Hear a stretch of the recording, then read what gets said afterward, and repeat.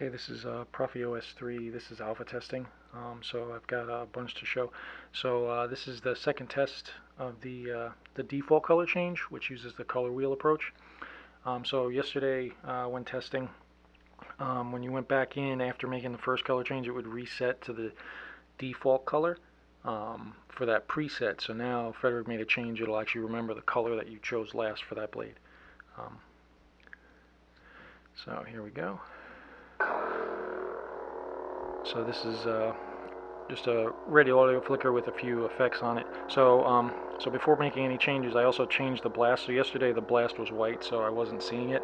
But any effect colors also changed. So for this one, I just have a blast. The blast is a deep sky blue blast. So now when I go into color change, the main blade color, but also that blast color will change. So we'll go in.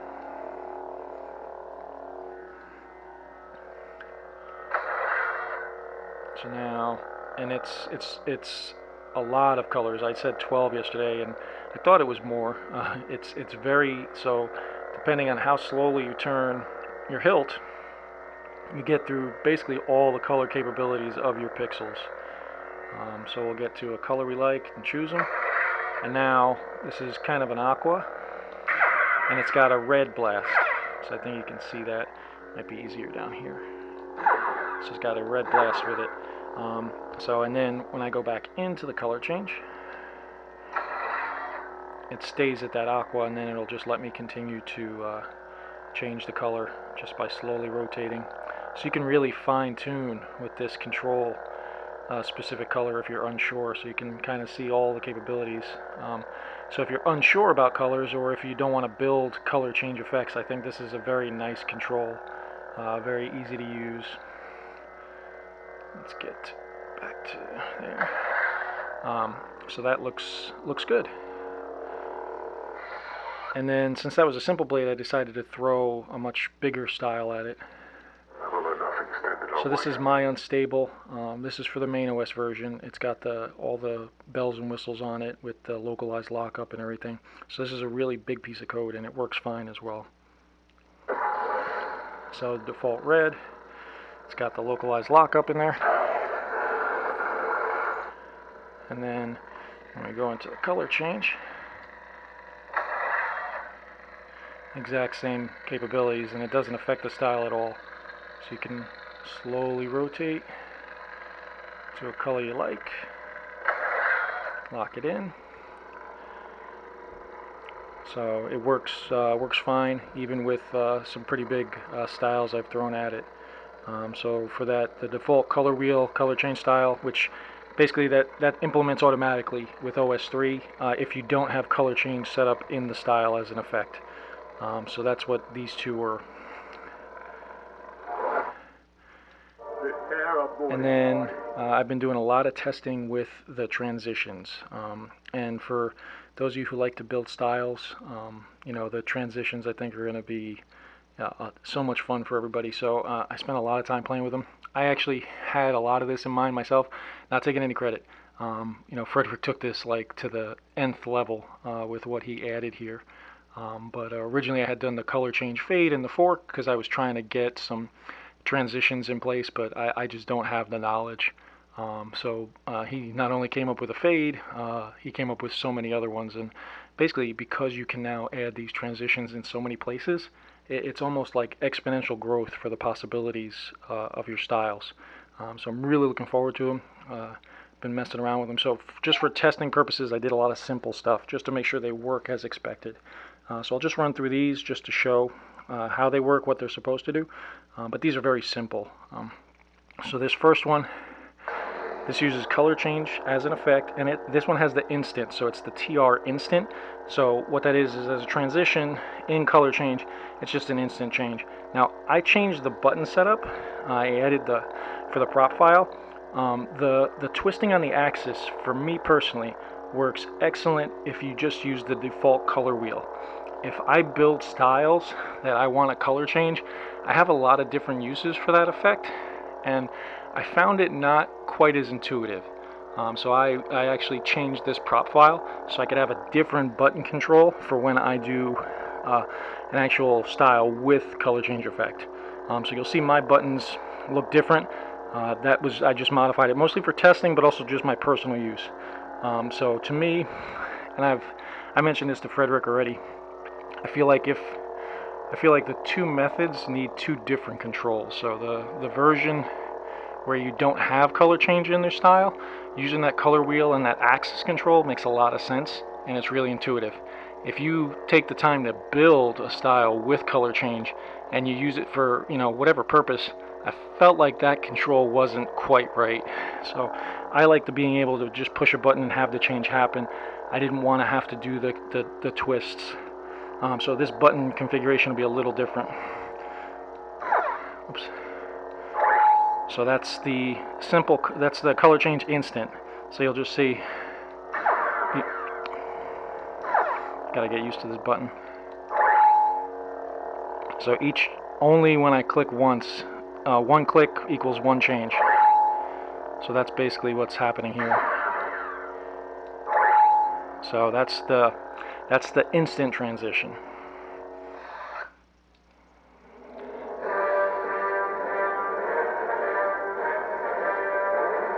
This has a long font file.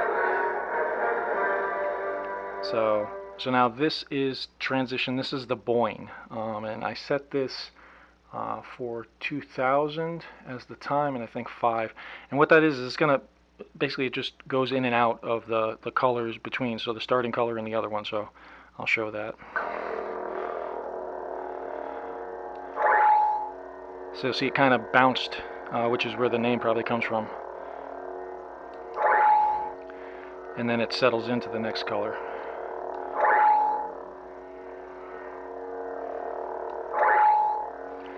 So that's the transition Boing, which works as expected. This is transition color cycle. So just like the color cycle version where the blade will kind of be like a Tron looking effect, this now is a transition on your color change. And between certain colors it's not as noticeable. So when you're building your style, you'd keep that in mind if you use this transition. But you'll see it's that color cycle effect, which is actually pretty cool. And to me, there's a lot of uses I would do with this actually. So that one, those colors are a little close, so it wasn't as noticeable. But it's a pretty cool effect.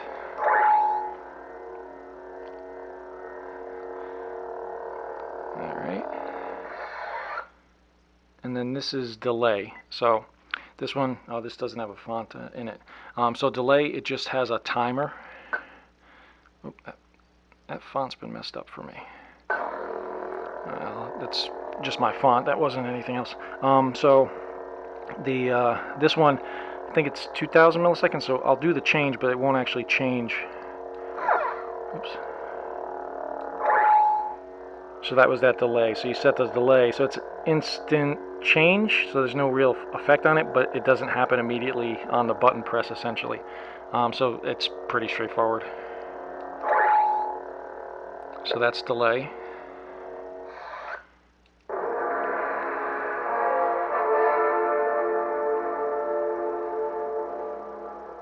And then this is the transition fade. And this to me works just like the color change fade in the fork. So you'll get the fade over time from the first color to the next.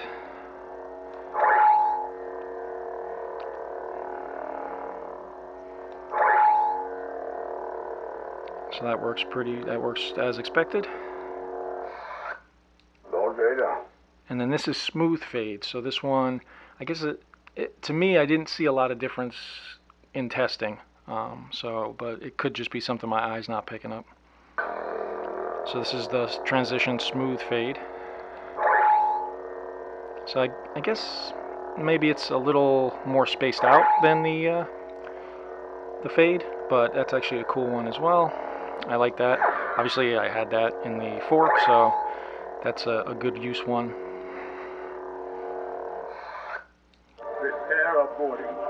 And then this is wipe. So being completely open and honest, I was trying so hard to get a wipe in the fork, and I couldn't make it work. And when Frederick put it out, I was like, oh, awesome, because I have a lot of plans for this one. So just like it sounds, this one, there's two wipes. There's wipe and then wipe in. And what it does is it replaces one color with the next, and it's an awesome effect. So it runs up, and you set the time for that. So this one's only, I think, the 1000. But that one I wanted so bad, and when I saw that in the works, I was so excited about it. So that one's a great one, and it works as expected. And then this is the wipe in.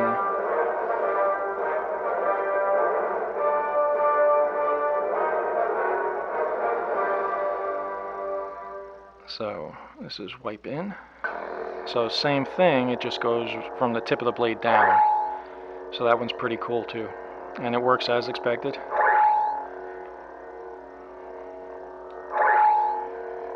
So that one's good. And those are the main transitions I tested. So the concat, the join, and the join R, I was trying to mess around with. I think I was just having a hard time with them. So I'll have to go dive back in and try to get those working. But the transitions that I just showed, they were all working as expected for alpha testing, and they look great. And then just real quick. So again, for me personally, color change goes back to pull to the darkness. So I'm using the color change with the smooth fade transition to accomplish that. So it starts out with the Ben Solo blue. Now this one I set up quickly, so my other ones I have a much longer time on them, but this was just for testing. So it uses the smooth fade transition, and then it goes to unstable red. And then I can go back to blue. So it does the exact same thing as color change fade. You just mess with the time, but the transition lets that capability in this particular blade style run great.